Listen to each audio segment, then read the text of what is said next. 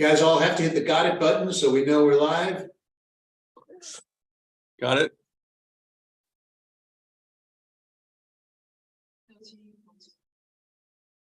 It is 5 o'clock. You guys all have to hit the got it button so we know we're live. We're ready to go. It's 5 o'clock in the West. It's 8 o'clock in the East. And welcome to the Real Spin on Tennis. This is our second episode. 5 o'clock. That's right. It's 5 o'clock in the West. It's 8 o'clock in the East. And welcome to the Real Spin on Tennis. I see what I have to do here. I see what I have to do. Slight technical difficulties. We will begin in a second. Done.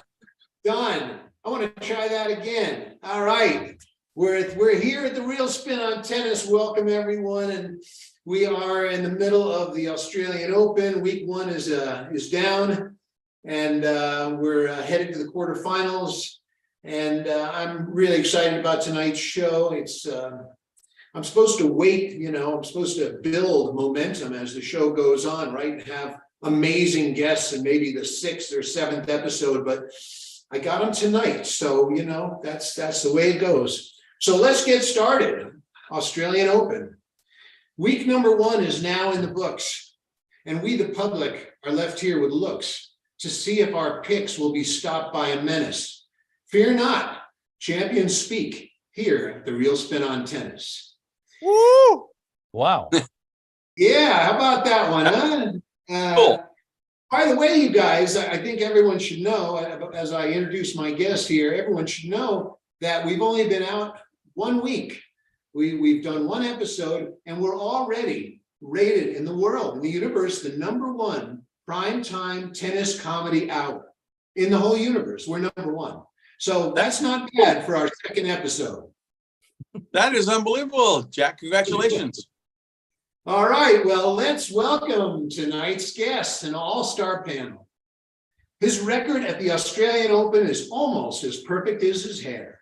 2-time Australian Open singles champion, top 10 ATP, living in Palm Beach Gardens, Florida, coach to many, many players and juniors, including his own kids, Johan Kriek. Say hi, Johan. Nice to be on your podcast. Thank you for the invite. As you see, I'm sitting in a hotel room in Orlando. I'm at the tournament, so just very glad to be able to say that my player won today. So that's a great thing. And I'm working with Gabriella Price out of Boca, and she had been injured for a while, so I'm back here with her, and we got her healthy, changed some rackets, and she had a great win today against a Russian player. So I'm very happy. Nice. All right. Well, all right. And we're going to save all the rest of the shameless plugs for the end of the show. We're going to be doing that, though. I want everyone to talk, Teddy, where you're playing and all that stuff. He served up more bombs than General Patton, Australian Open singles champion, former #4 ATP in the world, and currently coaches and lives in Orlando, Florida, right where Johan is tonight. Roscoe Tanner. Roscoe, Hey. nice to see you, as always. Hi, Jack. It's great to be back with you. And this is fun to be talking about the Australian Open. I would love to be down there, but it's fun to be home here in Orlando. And I got to watch my daughter, who's trying to get good enough to be a player. And she's doing well, and it's exciting, but it's absolutely nerve-wracking. And I know Johan has some kids playing also, and I don't know how he handles it. Oh, it's Well, tough. we're gonna find out.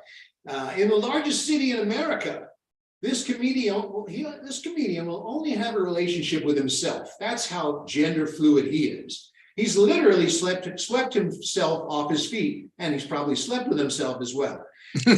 Former UConn top singles tennis player, winner of several national junior tournaments. Sorry to put you other guys down. Sits on the board of directors for Ted Jones World. New York's own Ted Jones. Jack, thank you so much for having me again, Johan and Roscoe. It's a true honor to be on the same freaking Zoom as you guys. I've been watching highlights of you guys all week on YouTube, and it's just crazy to see how you guys basically started the trend, I guess, from going from like Forest Hills to US Open and just seeing the game improve. It's been crazy, but I'm very happy to be on the podcast with you guys. That's a good point. These guys are from the golden age, I would say, of tennis, you know, when money started finally pouring in, right, guys?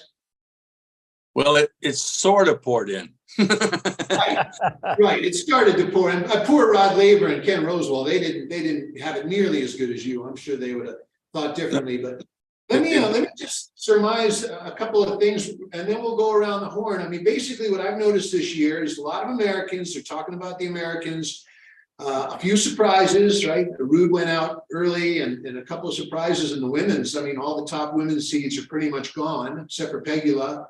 And I really, I would say Novak's still the story, in my opinion.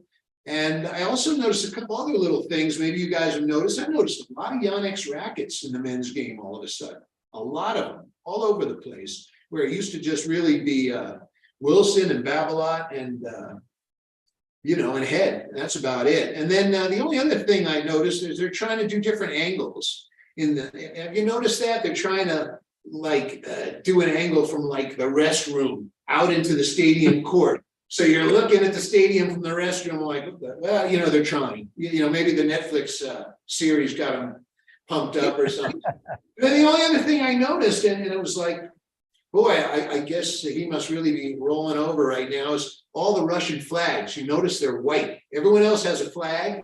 When it comes to the flag for Russia, it's like Rublev was playing. He won tonight when I saw him last, and he's in the quarters. He's got a white, and I'm like, I bet that's really got Putin very, very upset, and you know, also seems a little racist, but I don't know. I think let me ask you, Roscoe, what do you think about this Open this year? What strikes you the most? Well, strikes me. I think it's pretty cool that you're noticing the view from the restroom. We're live streaming, and I just love that word. You know, the restroom seems to be a very key strategy for a lot of players. What happens when they lose a set? They go to the toilet. And it takes a little bit of time. And I told one guy that I was coaching that, okay, they go and they've gone about, I don't know, they have 6-7 minutes, whatever they got. And after about 3 minutes, you say, you got to go. And so then you take off and go to the bathroom. And then when they get back, they got to wait another 3-4 minutes for you. And so playing the time against them. But it really has become a game. I don't know, but Johan, when we were playing, there was no restroom break. No. I don't remember back then at all in the 70s. Well, what did you do then? In the toilet, I had to go find a palm tree back in the corner. Oh, You no gotta- way.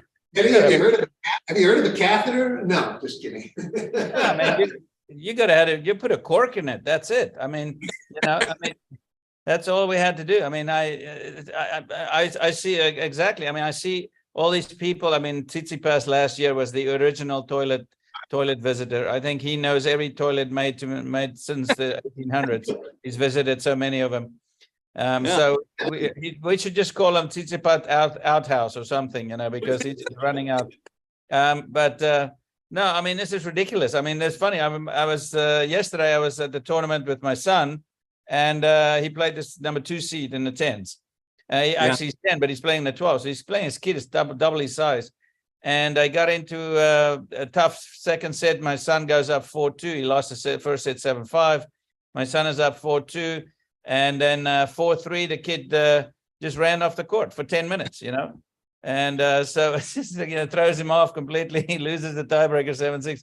But the kid went to the bathroom twice in a 15-20 minute span. I mean, it's like, what the hell is that? You know, if you can't play, you can't play. I mean, that's it.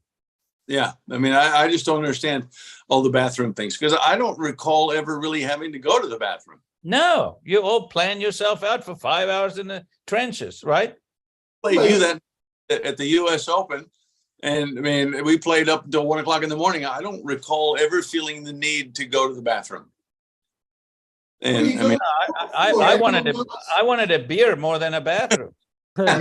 I know I had a couple of beers after that match. We got to talk about that match, Roscoe, because there's a little history there that you don't know, and you know things I don't know. It'll be honestly since that match at the U.S. Open. When was it? 85, 86, 87, something like that. Maybe even earlier. I think maybe about 83 or something. But anyway, it was it was a match. I had match points. I didn't You get them. had 8 match points Yeah. and lost. I had shoes. I was sweating so much that sweat was squirting out of my shoes, and I was standing in water everywhere I went. So that's the fountain that was on the other side of the court.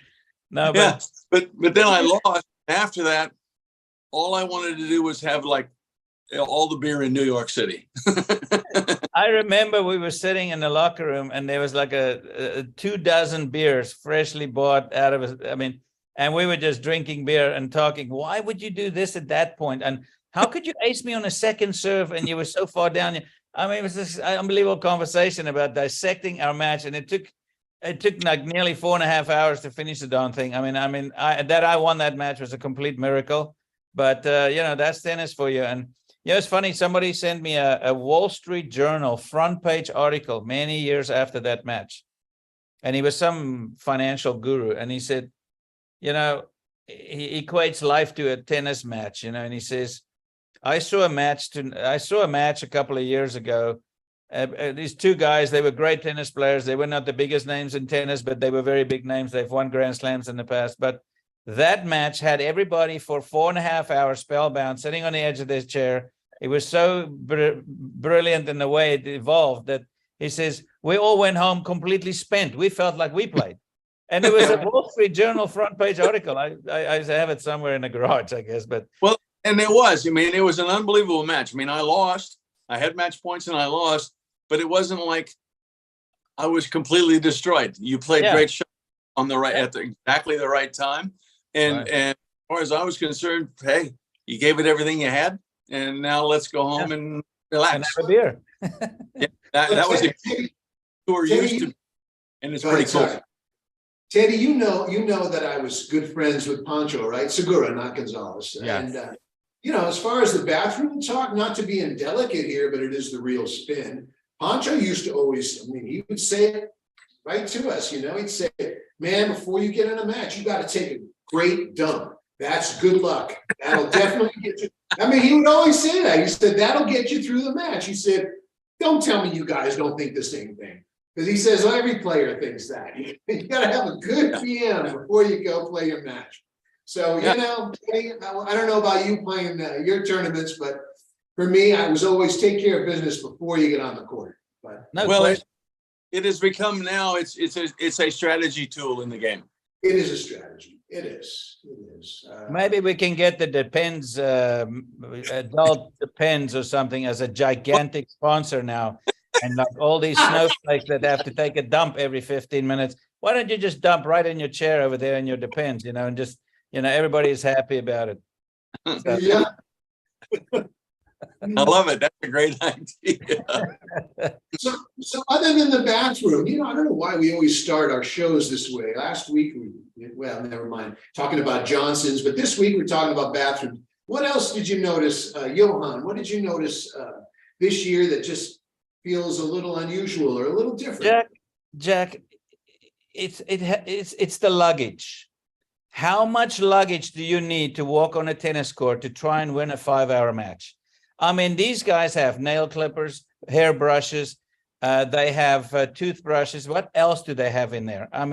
It's insane. The guys have this tennis bag on their back that looks like an oversized parachute, and you got 12 rackets in there, and then you come out with like your little, it's like a mid-sized little bag. Maybe it's like, I don't know what's in there. It's a little teddy bear maybe or something, some Kleenex, I'm not sure.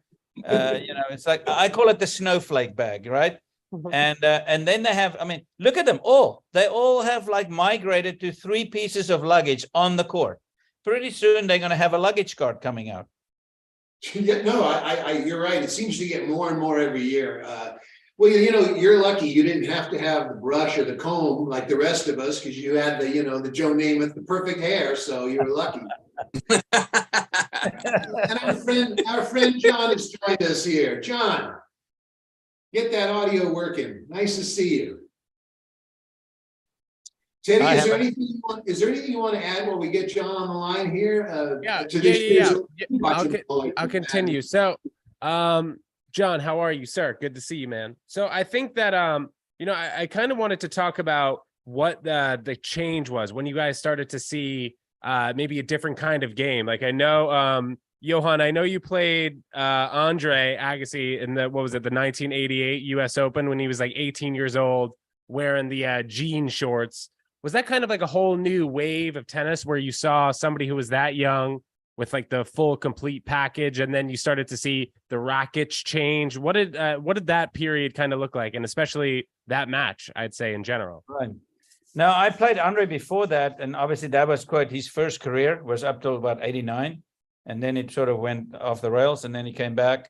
But he was already 3 in the world at the time, and he beat me in 4 sets at the US Open that year. He played great, and he was obviously an up-and-coming contender for the Grand Slams and so forth. But I mean, it's funny because I lived in Naples, Florida from 1978 to 2006. And I would be 90 miles from Sarasota. So I saw the whole Nick Bollettieri development happen, and IMG over time took over. But I had a couple of friends that coached at Nick's place, and Jimmy Arias was there, and all the other players, and then Agassi and Chang and all those guys. The kid from Minnesota, now I can't think of his name, but. So they would call me and says, Johan, and Nick would sometimes call me, Johan, buddy, I got a couple of good guys. They are so cocky. I want you to come up here and kick their ass. All right, Nick, I'll come up. So I would drive, and I had a Porsche Turbo. So I love cars. I'm into Porsches. And so I drive up the 90 miles and try and avoid speeding tickets. And I would pull into the parking lot. I mean, brand new tarmac, and it's June or something after Wimbledon or after July. And Nick would sit in a low riding beach chair in the parking lot, shirt off, with like a sunscreen around his head, like a satellite dish. And he got so tan, it was like the steam coming off his skin. Yeah. And I would go out there, and I played Justin Gimelstob. I got the funniest story about Justin Gimelstob too, but I mean, and then I would beat these kids up. And that's where I met Andre, actually, when he was like 15 years old. I saw them hit and played and hit some balls against them. But I got a pretty good memory of what happened with Andre and how I played him a few times and beat him a few times. He beat me too. So yeah, great tennis player. But the real change in rackets happened, in my opinion, from 1982 to 85, when the wood completely went away. I think Arias and probably Kevin Curran were the last ones that played with Jack Kramer rackets or the Wilson rackets. And then it just became full-fledged graphite rackets at 86, 87. We all flipped to graphite, and so yeah, that was the golden era. Was an amazing time to change technology, and you see a couple of new guys come in. Becker came in 84, 85, and so it was that 85 was sort of the cutoff where really crazy stuff started to happen. And Becker serving with the Eastern forehand grip, basically, and kick the ball over your head, basically. I mean, just an amazing player, diving everywhere. So yeah, it was a very interesting time. Yeah, and you got guys like Michael Chang that could never have made it. I don't think he'd be like a Schwartzman today. Right. He actually had an inch and a half longer racket than the other guys. It was completely illegal. I think that completely illegal, I would say. I thought so. John Eagleton, may I introduce you really quickly? Yes, you can, Okay. If you see him sprinting on the beach, don't get in his way. He'll run you down so he can break another one of his own personal records. Ex-pro tennis player, current coach, and founder of SportsEdTV, my friend John Eagleton. Hi, John. Hey, Jack. How are you doing? Roscoe. Good. Hey, John. How are you? You know these fellas. John, what's up, man? I coached against Michael Chang at the US Open, and it was a very interesting story. I was coaching Alice Ferreira, and he called me up and says, man, I qualified for the singles. And I said, well, I'll be damned. I'll be up there tonight, And I had to find out a strategy how to play Chang. And those days you could walk on the court. So I went to Gullickson, who was coaching Sampras, and he stopped his practice. That would never happen. I said, how do you play Chang? He said, don't play his backhand, And then I walked on Guntard's court. I said, how do you play Chang? Because I didn't have a lot of time to prepare. I arrived there the night before, and I got a quick 30 minutes, and the match was starting, I said, don't play his back. And then I thought about it. They're all wrong. Ellis got a big forehand. I'm going to play his back and then hit the forehand down the line. We almost beat Chang, but he did play with a racket that was bigger. That was a little bit weird, right? I think it was almost 2 inches longer. I remember that racket. It was a Blue Prince, and it was an extended about, I think, 1 3/4 inches to be exact. Yeah, and Ellis up 5-3 in the tiebreaker, and Chang hit a net court to Ellis's back, and it was crazy too, because he would have been up. He got up 4-1 in the next set, but I knew Ellis was going to lose when his second serve came in at 116 miles an hour. He was no Roscoe Tanner. You know what I mean? Very few. Hey, John, we're going to move on to the next segment here. I'm glad you made it. Only 15 minutes late. That's pretty impressive. Must be a bunch of kids wanting to play tennis still in the dark over there. Something seemed frozen. And it's never easy to get from Boca Raton to Miami. I don't care how good the traffic is. It's getting bad on the East Coast now too, unlike California. Sorry, Jack, you said what? I said it's getting bad in Florida like it is in California, huh? Yeah. 95 was a problem in 74 when I was a freshman in Miami, so nothing has changed. All right, well, we're going to go on to a section I like to call, Do You Know Jack About Tennis? It's all about, so we'll try it again here, Johan. It's all about the here and now, and the younger players show us how. Stop the blather and drivel, all about you, and the match that you won back in 72. Mute the suits and their constant chatter. Enjoy the quiet, and remember, it's the matches that matter. So what I'm talking about here this year, and it seems like it's worse than ever. I don't know, correct me if maybe I'm just an old tennis curmudgeon, but it just seems like the commentating just gets more boring. I don't know, less informative. They talk about fist pumping and energy and leadership, but they never mention, that, Andy Murray, as great as he played, he just hit 4 forehands in a row, cross court in the middle of the net. No one will say a word. I mean, at least try, like Vic Braden used to, at least say something that someone can relate to. But I really find that, and it's getting quiet with their accents. No offense to you guys with accents, but when they talk so quiet, with their accent, normal, English-speaking guys, we can't understand them. And like I said, there's just no insight. And I really feel like, enough with the fist pumps and the, so-and-so's got energy. I wonder if he'll take a bathroom break. I mean, they talk about nonsense and gamesmanship and never about really the match itself or why, someone just dished up 3 aces and then 2 double faults. They just let it go. They just let it roll off. It's almost like they're a press secretary or something. But let me start with you on that one, John. Or actually, let me start with you this time, Roscoe. What do you think about this year's commentating? And I know you guys probably have friends in that world, so you might want to be a little delicate, but I don't have to be. I'm too old. I can't be canceled. I don't care. What do you think about commentating for ESPN? One of the old timers told me, don't tell them what they see on TV. Tell them what you are feeling. I mean, don't go when the guy hits a winner backhand down the line. Don't go, that was a great backhand. The people in the audience can see it was a great backhand. It was a winner. So describe what actually was going on. And I think one of the things that as a commentator you should do, particularly as a commentator that played before, you should say what you're seeing, what they should do, what's happening, not what the average Joe Schmo on TV is watching and seeing. And right now, when I watch the Australian, they're telling you what you see. If I see somebody hit a winner big forehand down the line, they're going to go, God, that was a great forehand. Well, I know it was a great forehand. Nobody touched it. So I think that's one of the things that lets it down. The commentators, most of them are supposed to be experts that played in the game before, and they should be telling about what they see and what they feel. I think McEnroe does a good job of that. Brad Gilbert does a good job of that.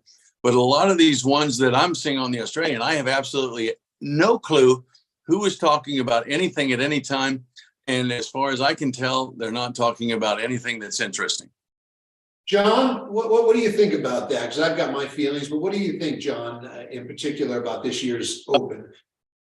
I think the problem is that, and I had this discussion many years ago when I shot some stuff at Tennis Channel, I said, you got to create a lingo that relates to today's game. You know, you still have people saying, get your weight forward, little steps. And the thing that I find is that they need to get the lingo for the game and say, hey, look how well that person moves in their base, you know?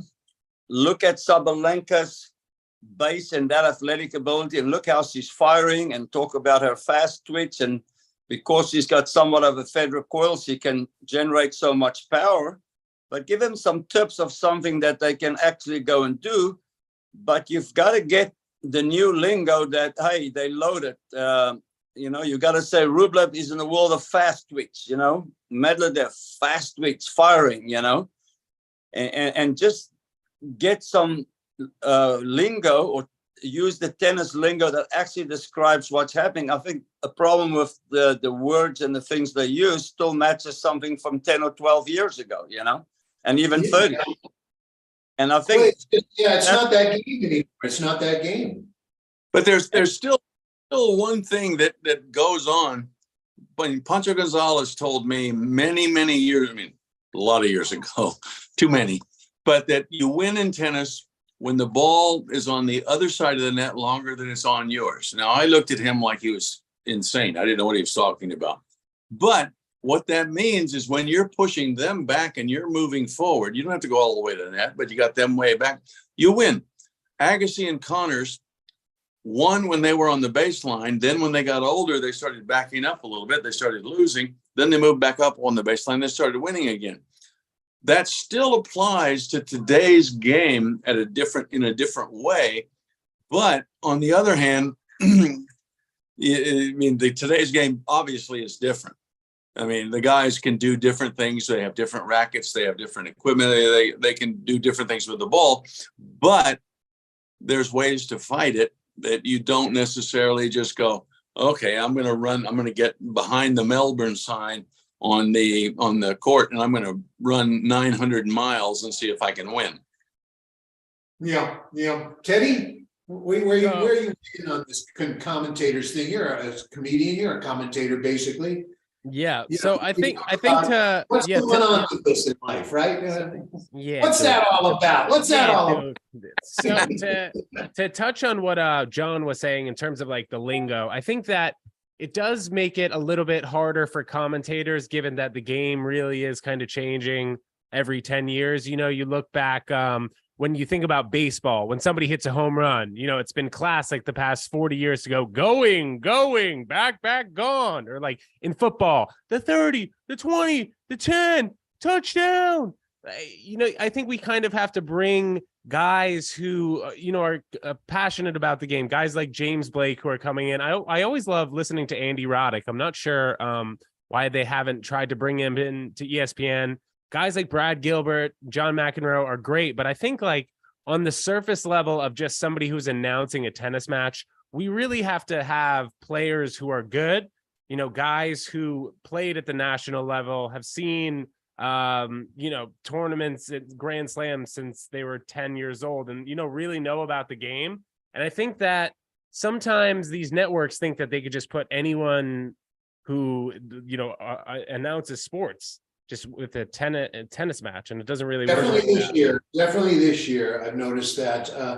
Johan, where your head lie with these commentators? Do you feel like they're doing a good job, or do you have a problem? Well, I can only say that I agree with everybody on this panel about what they've said so far. And especially with Ted, what you said at the end, we need people. Look, what Roscoe said about, you know, just confirming verbally what everybody saw just happened is like vanilla milk. Okay, it's just there's nothing special about it. Yeah, I mean, you know, they may be a very knowledgeable person, but I think that I think, to Ted's point, I think we need somebody that is a commentator that draws the audience in that makes them feel a certain way. If you watch television and you get emotional attached to what is happening, it's an experience. If you just listen to the drone of a professor in the sport going on and on and on and on about how big the serve is and how great the volley is and how great the forehand is, after now it's mind numbing at the end. So for me, it's about the experience of the viewer to say, I feel a certain way and I'm excited to sit here and watch and listen, because the action is great, but the verbal is augmenting. It's like almost like icing and sprinkles on a cake, right? So to Ted's point, I think it's an absolute necessity that we got to find somebody.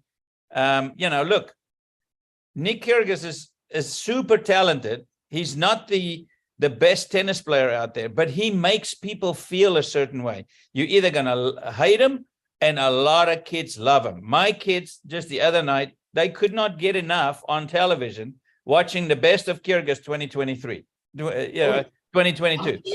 They were laughing their butts off. I mean, some of the stuff was X-rated a little bit. I was like, whoa. But what are you going to do? But my son goes, so just to give an example, okay? This is true. So the other day I watched my kid play, and I mean, he's 10 years old, but he's got a huge heart and he fights like hell in the 12s. And he's got, he's got like almost 4 point somewhat UTR already. And the other day he gets to match point and he serves an underhand ace. I'm like, I am like, what the F happened here? I never taught you that. And he comes off the court. He says, hey, Dad, how did you like my Kyrgios serve? I'm like, that's baller, dude, baller. So my kid the other day, he wins so many points now, serving suddenly underhand. And it's like, because he saw something, it's different. And it seems to work in Kyrgios' favor sometimes. But it's how people feel, and Kyrgios, he has the whole audience. The guy is like a magician up here. He has the whole audience watching, loving his talent, loving this. It's a spectacle. So we need people that are in that television booth going, ready to rumble, and bring them in and just go nuts. I mean, and just even talk about stuff that people will go, that's ridiculous. I can't. The match hasn't even begun yet. You need characters behind the microphone, and I think we really need people that have a sense of humor and have a sense of the knowledge of the game that is second to none. But you need characters, just to be vanilla and just regurgitate what you just saw is, to me, very boring. I just turn the sound off and watch TV that way. But I mean, we need a Kyrgios type behind the microphone because he'll draw the audience in. Kyrgios is a little bit like, in a way, like Serena, where it's all about him. You know what I mean? Everything, the whole match is not about a match; it's about him. And I think people do get it. It's funny. You did say a couple of things that I want to capitalize on really quickly. One was, the no shit coach, meaning, they hit the ball long. Oh, you got to hit it. You got to put more topspin on, or you got to hit lower than it. No shit, coach. You hit it in the net. Oh, you got to get on. You got to get under. You got to get higher over the net. No shit, coach. Well, that's kind of how I feel about the commentating right now. It's like, I mean, we've just seen it. But I think one of the issues I have with just players is you can't have certain players commentate on certain matches. I mean, fellas, you guys are my age, close enough. Pam and Chrissy, they played fine. They were great back then with the Kramer rackets and all that. But they had very linear, very stiff, very flat games. For Pam Shriver to commentate on Nick Kyrgios, it's insane. It's insane. She never had a pretty game. She never had a pretty game to begin with. I mean, even when I was a kid, she was not one. I like to watch Goulagan. I like to watch Martina and Billie Jean. She was not one of my favorite people to watch. So why would she commentate on someone with whippy strokes, or even McEnroe when he talks about how they pick up the back foot on a two-handed backhand? Oh, they're just showing off. Well, no, they're not really showing off. They're in the zone, they're in the flow, and they don't need the other foot. They're sucking that ball in like a wave. So, and then to the last point is, I think the best commentating minute I've ever seen was when Agassi jumped in on the Roddick Federer finals, 5-setter in Wimbledon. Everyone remembers that. And Agassi comes in before the game even starts. They're just warming up. And I thought, now this guy is who I want to tell it like it is. He says, if I were Andy this match, he said, if the ball goes back and forth the net over 5 times, I would just hit it in the stands and start the next point. Now you see, there's a guy who knows what he's talking about. And he played that really loose, whippy game. He was one of the inventors, you know. I mean, Agassi had one of the real modern games. I'll listen to him. But to hear, no offense, I like her, she's a nice person. To hear Chris Everett talk about Zverev's backhand, I mean, they don't even. So like they're Jack, not the same planet. That's my only take on so Jack, everything. just to patch in here, what do you suggest that we do as a sport, tennis, to have more female commentators? I mean, people who have been in the game, like I don't know, somebody who's well spoken, like a Sloane Stevens, somebody like that. Gee, me personally, the one I would trust would be Justine Henin or Clijsters. Those are two of my favorite players. But I don't know if they're Kim Clijsters is a great girl. I mean, she would be. Yeah, I would love to listen to her because she's Belgian and she speaks fluent English, obviously. And I think having a Grand Slam champion like her, and she has a nice flowing personality. I mean, she will draw people in. But I think people want to be entertained. I mean, tennis is entertainment. So if you just have vanilla professor-looking people that constantly regurgitate the same stuff, and they got some new blood in there. I mean, to your point about James Blake, the guy went to Harvard. Okay, I'm dumb as shit compared to him. but honestly, don't talk over the game. Please just take a break. Let us watch the game and finish the point. I mean, he goes PhD to AI to. Over the top sometimes. And maybe somebody should tell him, listen, man, sometimes you got to just back off. And I like him a lot. He's a great guy. I love him. But he's a great guy, but you're right. He is a great, and he's very bright, very bright. Yeah. Well, the whole thing is that the commentators don't need to show us. They don't need to tell us what we just saw. Totally. They need from their perspective, what needs to happen in the game. And all of the different ones that say like, well, this was that was great. They need to say, okay, they need to do this. They need to do that. Here's the way to win. Like when I was playing Johan, the guy was like one of the fastest players in the history of the game. And so maybe I need to hit the ball where I don't let him run so much. Or maybe I try to hit it and come in up the middle, because if he's on the run, he's going to pass me, which he did all. Don't let him run. Yeah, absolutely. And that's I want to make about that's the I know. One of the things is I think people want to play like pros and people want to feel like pros. If you look at golf, they always want to practice the swing to be like a pro. And I think if they would concentrate and say, hey, Medvedev is running wide, or Rublev, he has an open stance forehand, and trust me, this ball is a lot easier to hit than the cross step. You can actually go and practice this and improve your game. You can get a lot better by looking at some of these movements. Hey, look at Djokovic. He attacks stepping back, so that people can take something with them and they can go and practice it. But when you describe something in rotational power, sort of a half-breed linear, and then also talk about, hey, that was a big ball, but that was a movement mistake. It's very difficult to cross step on this ball. This was a great time to cross step. So when you play some matches, they can take something home. They want to play like the pros. And by the way, you can go and practice that. It was much harder to play tennis when we played it because we probably overmoved our feet, but give them something they can feel like they're playing like a pro, and they can also learn something, So it doesn't look like it appears at such a level they can do it. And today, the modern day game is easier, except it's obviously much more physical, Yeah. Well, that brings me back to, not that he was the greatest, but another nice fella in tennis, and he tried. Vic Braden. I mean, he would get out there and he'd say, hey, you people at home can do this. See how Chrissy's moving her feet? See how she keeps them moving? Look how she split steps, right? You know what I mean? And I think that's what people are sort of starving for. is some kind of decent commentating. And then the other thing that gets me is my wife and I watched all the football games, as always, all the playoff games, right? Every play, you get to see it so many different angles, from above, side, close up, the right, the left, the front, the back. And you really can learn something. With tennis, you're lucky if you get one slow motion, lucky. And they don't say a word. As you say, I think it was Roscoe said, they just talk, or no, Johan, they just talk over you. They just keep talking and talking and talking incessantly, instead of, giving it a pause during the game and during the point. And then when you have something to talk about, let's look at that from this angle. Let's look at that. To your point, John, and they're going to want to, you're going to want to see a guy like Djokovic. Did he line up his 45, right, John? I know that's what you're thinking. Did he line up his 45? I'm just teasing you because we're last podcast.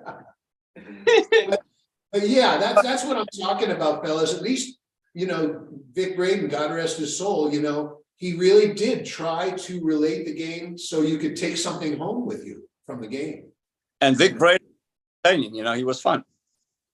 Yeah. And that's right, he was fun. Big smile on his face always, and whatever he had going on at Coda de Casa, you didn't know it. You thought he was just the happiest dude in the world. Because I know Coda de Casa was a bitch, because he tried to get me to work there one year when I was 19 or 20, a long time ago. Well, fellas, go ahead. The big thing back then, though, too, you had one player that you were for or one player you were against. I mean, you either loved Nastase or you hated him. You loved McEnroe, you hated him. You loved Stan Smith or you hated him. I mean, it was good against evil. And today, you have good against good. You have sort of a nice guy against a nice guy. But there's ways to do it. I mean, when you watch a golf channel thing, there's ways to do it where you have, I like this guy a whole lot better than I like that guy.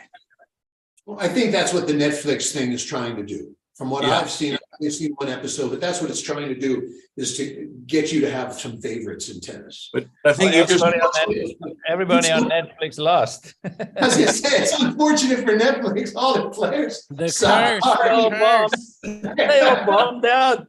Oh, jeez. Could have been Johan. They all lost. That was some bad luck for them. Well, fellas, I want to talk a little bit about a different side of the tournament. I want to talk about ballers and grinders, and you tennis people out in the tennis world, tennis nuts out there, you know what I'm talking about. And if you don't, you're probably a grinder. But anyway, American men are the talk of the tourney, but the one to watch is still Joker on his journey. Serena exposes the lack of the serve in the women's game, which we deserve. Murray's performance serves as a good reminder of the big difference between a baller and a grinder.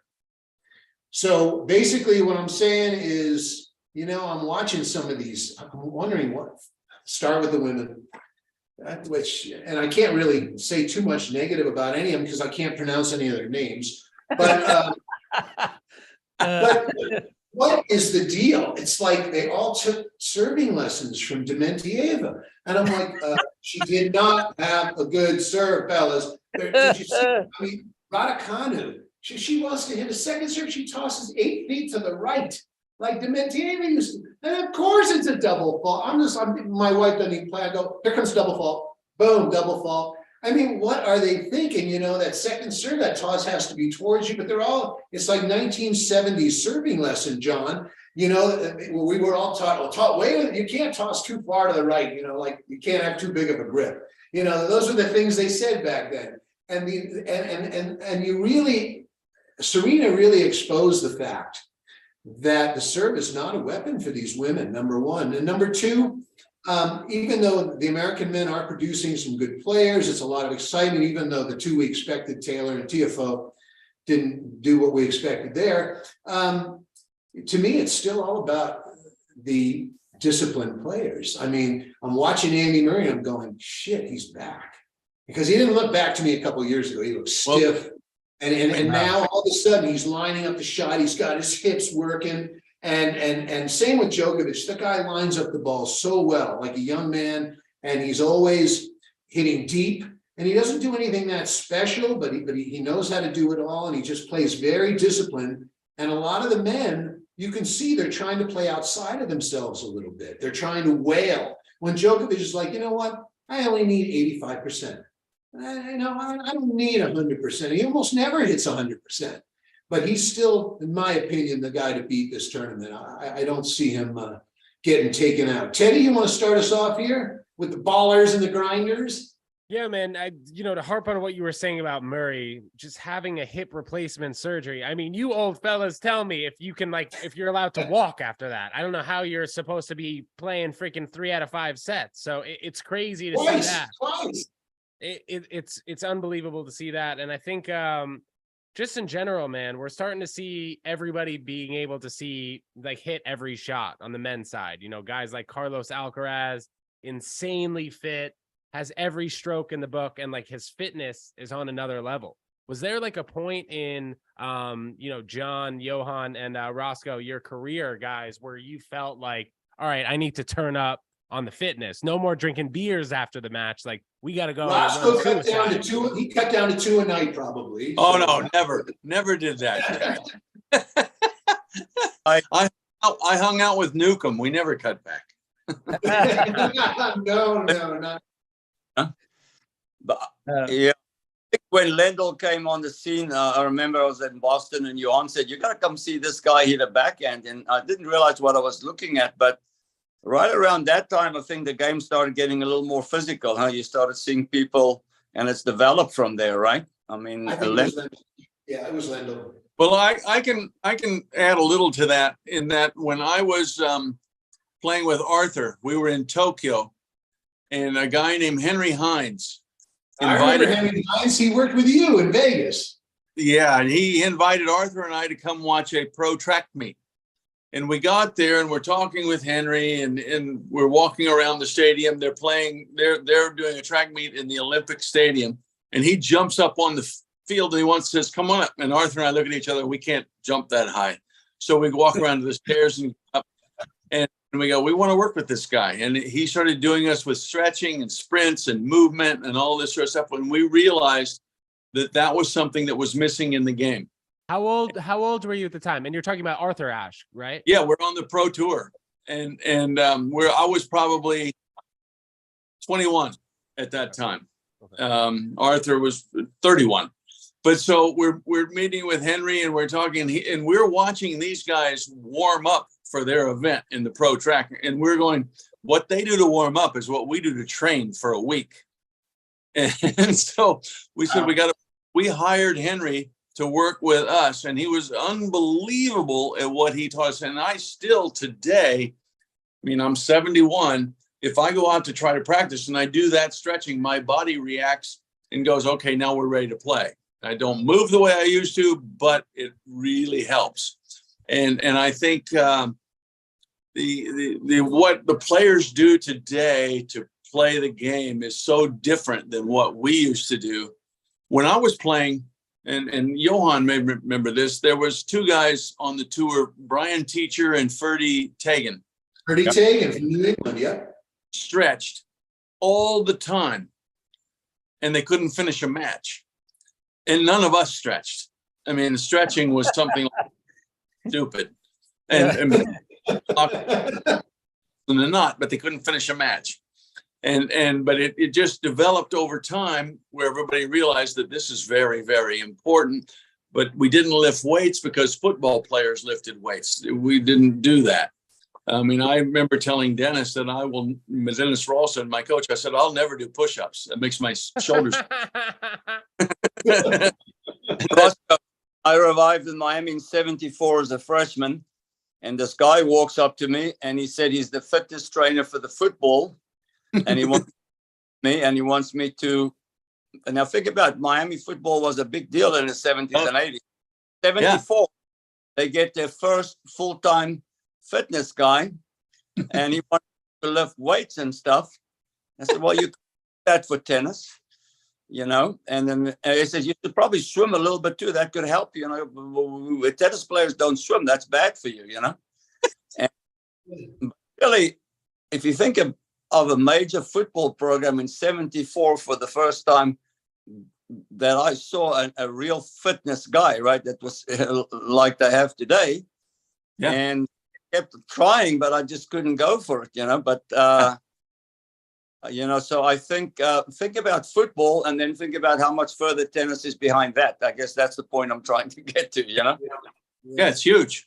It's huge. Johan, let me ask you, what did you think about what I said about the women's serves? And what did you think about Andy Murray's comeback? And do you think it's Novak's turn to lose?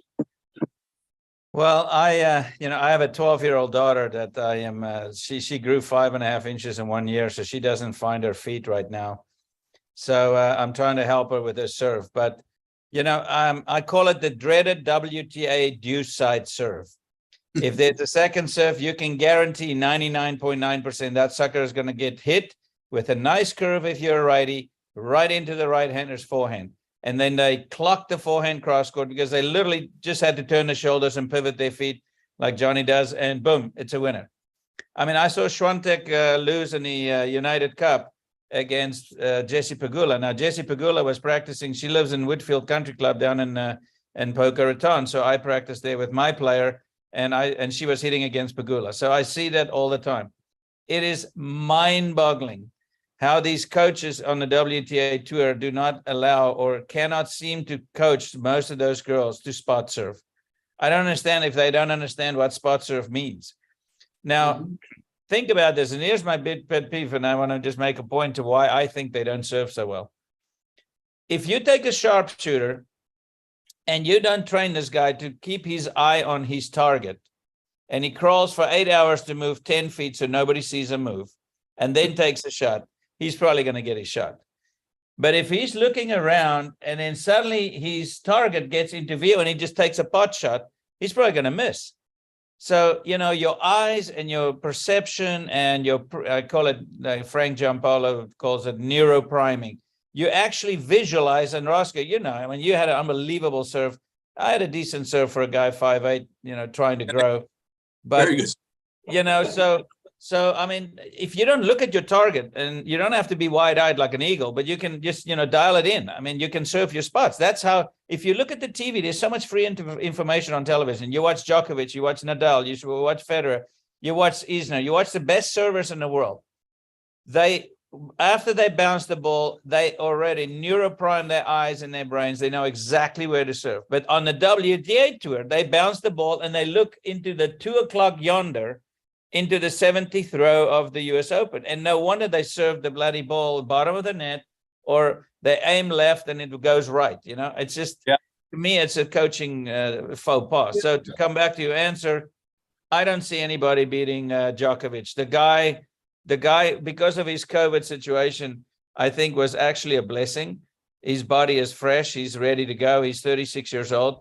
He's in the best shape of his life. He's mentally right there. The 2 big rivals that he had are gone. These young whippersnappers are going to kind of come after him. But, Alcaraz is a little bit injured now. I guess he injured his leg or something. But I just don't see anybody beating Djokovic. He's so professional. He's so put together. He's so ready. And he has a bone to pick with the Australian government. So he's got a bone to pick with a lot of people right now. And I don't blame him, to tell you the truth. No, I mean, he's not even allowed to play the US Open. How absurd is that? I mean, don't even get me started. I mean, we have an open border with millions of people coming in, and they don't get vaxxed. They don't have checks. They have it's absolutely the most prestigious tennis player in the world, one of the most fittest athletes. He is not vaxxed, but he's had, the Fauci even said, natural immune system is the best plan of attack against any pandemic at the end of the day. And this guy cannot play the US Open. He can't come into the United States. It's bloody absurd. Well, maybe if he goes down to Mexico, he could just walk in. That'd be good. I told him, listen, call me collect. I'll go and pick you up at the southern border in a dilapidated Chevy Bronco, and I'll just deliver you to like Flushing Meadows. It'll be a pretty fun ride. We can stop and have some pierogies somewhere. Bro, he can stay at my apartment, dude. Tell him he can stay at my apartment. He can identify as somebody else. Did you notice how he looks a little beefier to me, Djokovic? He's not as skinny as he is. Yeah, he's taking a steroid. I don't know. No, I'm just joking. No, he's definitely looking a little bit beefier. I think he's probably had a little bit more goulash soup than normal. They've upped his protein intake. Who knows? But he's so precise and so scientific about what he goes through. He's unbelievable. I mean, he's Go ahead. Every shot is so disciplined and the same over and over.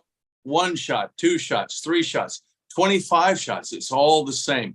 The other guys all shift all over the place and get nervous as it gets longer. He does not. He doesn't face the net. I mean, the other guys, when they try to overhit, that's what happened with Murray. I watched the match and I went over and over. He hardly ever misses, but the few he misses, he over rotates and he faces the net and dumps it in the bottom of the net. And Djokovic stays lined up. I mean, he stays true. You see him kick his foot behind him. He like I said, he's not going for power. He's playing good, pure ball. And last question, Johan, I'll go to you one more time and then we'll round the horn. What about my boy, Andy Murray? Do you think he's looking back? Are you coming back? Or do you think he's just a little too past his prime? Well, the other day, about 3.5 weeks ago, before the Australian started, Andy was down at Woodfield Country Club in Boca practicing with Ivan Lendl. So I ran into my buddy Lendl there, and he's working with Andy, and Andy was playing against a lefty there. And I mean, he looked good. I mean, that this guy is playing at this level with a hip that he had and all those issues with the hip. I mean, I thought that, once you have hip replacement, you're just about 4 feet away from a wheelchair. But yeah, here comes Andy, and he shows that you can be an incredible performing athlete with today's technologies in your bones. I mean, it's unbelievable what he's done. So, look, I mean, my hat's off to Andy Murray. I mean, he's elongated his career. I thought he was done. I thought he was completely finished 2 years ago. He didn't look good, but obviously, he's got some new inspiration. He came back, and I mean, he was practicing amazingly well down in Boca, and sat there and listened to him talk, and watched him practice a bit. And I think he's, he could take some serious guys out. I mean, he's that good still. What's funny about him? I always watch. I'm a stats guy, and I've noticed one of my problems with Murray back when he was in the top 4. Was his first serve percentage. I always thought that's what really hurt his low back and his hip was the arch in his back. Even when he wasn't hitting a kick serve, he still arched the back, and we all know that's not the best thing for you. His first serve percentage is up about 18% from those days. He was in the mid 40s, and every match I've seen here, he's between 60 and 66%. That makes a big difference. Well, Jack, I tell you what, one thing that is completely different from when we played. These guys now have their statisticians. I mean, they are like gold, these guys. I mean, the guys that did the Medvedev statistics and stuff is now working for the firm that is sponsoring the girl I'm working with. And they send me this email with all this downloaded data with graphs and color charts and stuff. And I'm like, Jesus, this looks like a bunch of pencil sketches and stuff, I mean, I gotta literally study all the stat stuff. I mean, it is unbelievable what you can learn now from these statisticians about, percentages of serve. Where do you win most of your points on break points? If you serve mostly to the backhand or beforehand and stuff like that. I mean, it's just little things now that can make a big difference in a match and turn it around. Sometimes we know that a point here and a point there made a big difference in a big 5-set match that lasts nearly 5 hours. So this is, I mean, the depth in tennis now is unbelievably deep. On the men's side, it is scary how good the depth is. And it's always been the case in tennis and men's tennis anyway. But lately with the young guys, the way they hit the ball, I mean, Rune and all these guys, it is just, I mean, Alcaraz is just, he's almost better than Djokovic in movement and how he gets to balls. I mean, he's faster than Djokovic and he just gets to more. So today, really, I think if you don't teach your children to be unbelievable defenders first, and then put the power on them later as they grow, I think is the way to go. Because you see all these guys, they defend amazingly well. It doesn't matter how far off the court. And it's funny, a regular 60 by 120 tennis court now is too small for these guys to practice in. You got to build a court, 100 by 160. Sure. No, you're right. I think it's just amazing their fitness these days. I mean, you're right. Alcaraz is an actual specimen. He's a real specimen. But with that said, he's still young, immature, and so are these other guys. Like I said, they open up, they want to find power, they want to play a little outside themselves. So I'm going to be the first one to go around, and I'm going to make my picks. I think Novak all the way. The match I really want to see is a Kachanov Tsitsipas Korda match. I think Korda's looking great, and I think Korda's going to be fun to watch. But I'm going to go with Novak, and I think Jesse's going to take the singles for the women. Even though I never can predict the women, because you basically try to find the highest seed and then go anyone but her. You know, they rarely live out their seeds, but I think Jesse in this case will. John, what do you think? Who's your picks? I think Sabalenka's hitting a ball that's as big as anything I've seen, and at the level that she's serving, you know, is unbelievable, right? I mean, that's something that a level of power that I think that can hurt men, you know. Her forehand, monster. Just to make a point, I think the girls are actually better than the men on the wide backhand because they don't serve as well. They have to be able to defend better, you know. So I think in some ways it's the first time I've ever seen the women better at the men, and but that game is also very physical now, you know. So it's the level is extremely high, you know. And I think it is entertaining. We should pick in the men. If she's serving well, I mean, she's going to be tough to beat. Again, she is a little bit, you know, mentally, I don't know where she's at. And that seems to be the one thing that's difficult to determine on the women's side. And then on the men's side, I mean, I would love to see Djokovic pass Nadal. Nothing against Nadal. But I feel like Kachikov or one of these guys, possibly even Korda. I mean, they have a lot of weapons. They have a lot of power, you know, and you have to look at their movement systems. And I think the reason Djokovic is so good, and nobody ever talks about this on TV, is that how easy is it for Novak to execute a backhand? I think the degree of difficulty is a 2, and his forehand it's a 1. On his service, not difficult. For Federer, his forehand was maybe a 1 or a 0, but to execute a one-handed backhand, the degree of difficulty is a 3 or 4. So you got to look at what's the level of difficulty to execute his shots, and that always kind of makes you want to put Djokovic there. But some of these guys are now physically maybe better than him, so I think somebody else could easily edge through that tournament, a Korda, Kachanov, or one of those guys, you know, because their physicality is extremely high, you know. Okay, Roscoe, we got to move quickly because we're over our hour, but go ahead. Give me your picks, man, and why. Quick picks right away. One of them is because I just want him to. I want Korda to win. I've been watching him play. I respect him. I knew his dad. And he's the 4th best player in the family. So I'd like to see him win the tournament. I'm up for him. As far as the women, I think it's kind of wide open. I don't pick. Wide open, not a name, Roscoe. Pardon me? Wide open is not a name. Got to put money on the line.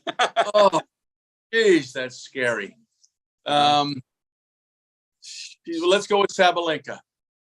Yeah, she looks awfully good. Go ahead, Teddy. Who are your picks? Quick. Bro, I'm going to go with Djokovic or Kachanov, one of those two boys. And they say I look like Kachanov a little bit. And I'm going to take Victoria Azarenka to come back after. Ooh, that would be nice. Johan, what about you?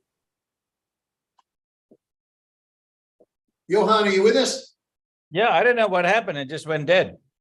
All right. Who are your picks? I feel like I'm in South Africa with load shedding. You know, the electricity is going off.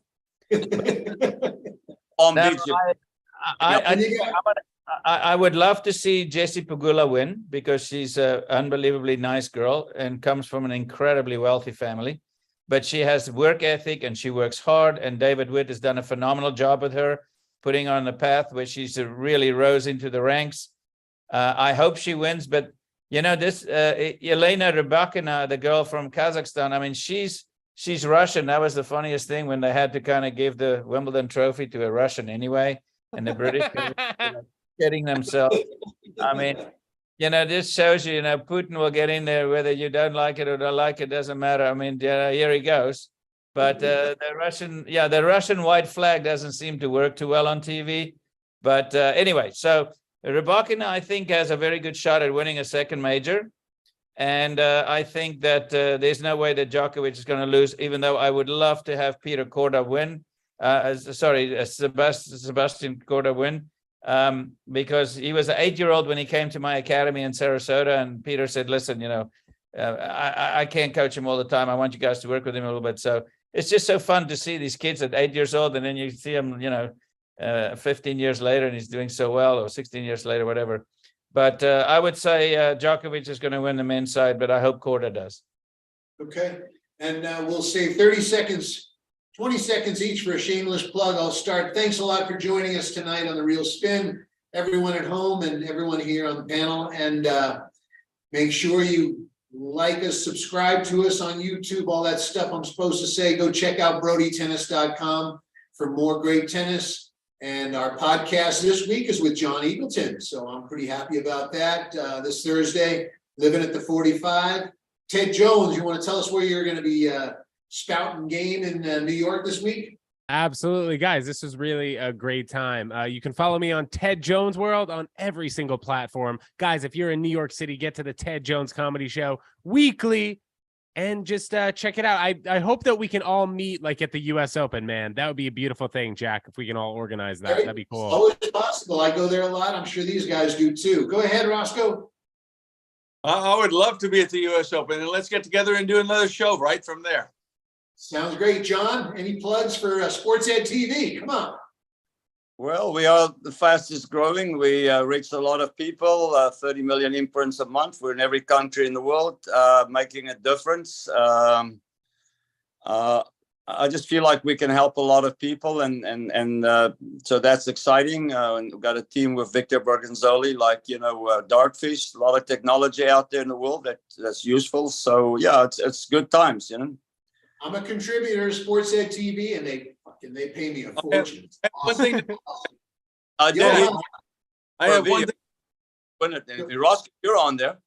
Yeah, I just want to say SportsEdTV is amazing, and I'm looking forward. I'm a contributor there, and I'm looking forward to contributing more stuff. So it is an amazing thing that John puts together there, and I'm excited about it. Great. Johan, shameless plug. I'm just glad that I know Johnny since I was 12 years old. So I'm waiting for half a stock from SportsEdTV to materialize. But anyway, no, Johnny, great job there with SportsEdTV. No, I mean, Johnny and I are very close friends, obviously, from way back. And here we're working together. And I'm really, really hoping to build a very phenomenal facility in South Florida that is going to be a game changer for tennis, soccer, and golf in South Florida. So that's a big one coming. And then I have a big initiative that I started a few months back. As you may well know, Roscoe, you played in South Africa at Ellis Park. Did you win the tournament there before? I did not win it. I got to the finals once, but I did not win it. Well, anyway, that was the 5th oldest tournament after the 4 majors, right? Yes.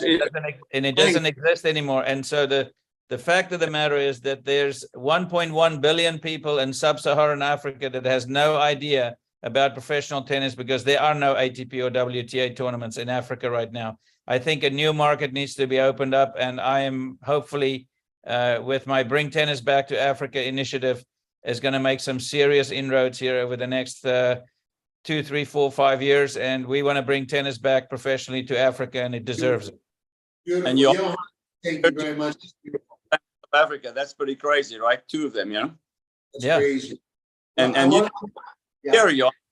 I want to thank you all, Ted Jones, all my guests, Roscoe Tanner, John Eagleton, Johan Kriek. Thank you out there, you tennis nuts who watch this. We are the #1 tennis comedy hour in the world, in the universe. And stay tuned next week when we'll do it again and have some new guests. And thanks a lot. I love you, tennis world. Thanks, guys. Thanks, Jack. So much. All the best. Thanks, guys. Thanks, Thanks, Johnny. See you guys Roscoe, soon. good seeing you, buddy. Thank you. Hey, anything I can do to help you on what you're doing down there, let me know. Same here, Johan. Same I will. here. Absolutely. I will. Thanks.